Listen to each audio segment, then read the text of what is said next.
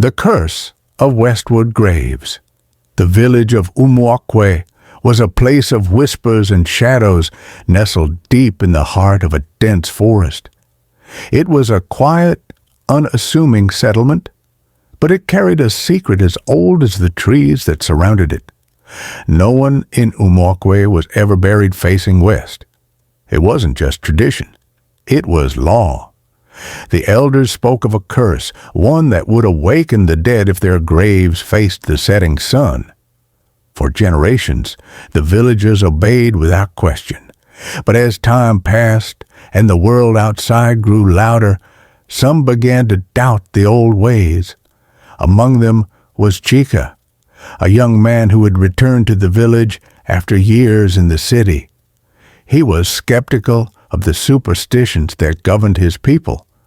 To him, the stories were relics of a bygone era, meant to scare children and control the gullible. When Chika's father, Pa Nadi, passed away, the family prepared for his burial. The elders, as was customary, arrived to oversee the ceremony. They marked the grave so that Pa Nadi would face east, toward the rising sun. But Chika, emboldened by his modern beliefs, scoffed at the ritual. "What difference does it make?" he argued. "The dead are dead. Let him rest however he pleases." The elders warned him sternly, "The West is the path of the restless. If you defy the law, you will bring ruin upon us all." Chika dismissed their warnings. In a moment of defiance, he instructed the gravediggers to turn the coffin westward. His mother wept, but she was too grief-stricken to intervene. The elders left in silence, their faces grim. The first night. That night, the village was eerily quiet. The usual sounds of crickets and distant drums were absent, replaced by an oppressive stillness. Chika lay in bed, restless. He told himself it was guilt, not fear, that kept him awake. Then he heard it, a faint rustling outside his window. At first, he thought it was the wind, but the sound grew louder, more deliberate. It was the shuffle of footsteps, slow and dragging. His heart pounded as he peered through the window. In the dim moonlight, he saw a figure standing by the edge of the forest. It was tall and gaunt, its head tilted unnaturally to one side. Chika's breath caught in his throat as the figure turned toward him. It was his father. Pa Nadi's face was pale and sunken, his eyes clouded with a milky haze. His lips moved, but no sound came out. Chika stumbled back, his mind racing. This couldn't be real. It had to be a trick of the light, a figment of his imagination. But then the figure began to move, lurching toward the house.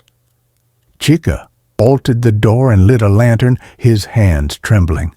The footsteps grew louder, closer.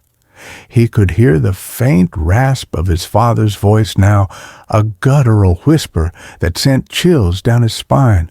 "Why did you turn me west?" The curse unleashed. By morning, the entire village was in chaos. Several villagers reported seeing Pa Nadi wandering the streets, his hollow eyes staring into their souls. Livestock were found dead, their bodies twisted and mangled. The air was thick with fear and the stench of decay. The elders confronted Chika, their voices heavy with anger and despair. "You have unleashed the curse. The dead will not rest until the balance is restored." Chika, now pale and shaken, begged for their help. The elders agreed, but only if he took responsibility for his actions. They instructed him to dig up his father's grave and turn the coffin eastward. It had to be done before the next sunset, or the curse would spread. As Chika and a group of villagers approached the graveyard, they were met with a horrifying sight. The ground around Pa Nadi's grave was disturbed, as if something had clawed its way out. The coffin lay open, empty. Panic set in. The villagers scattered, leaving Chica alone in the graveyard.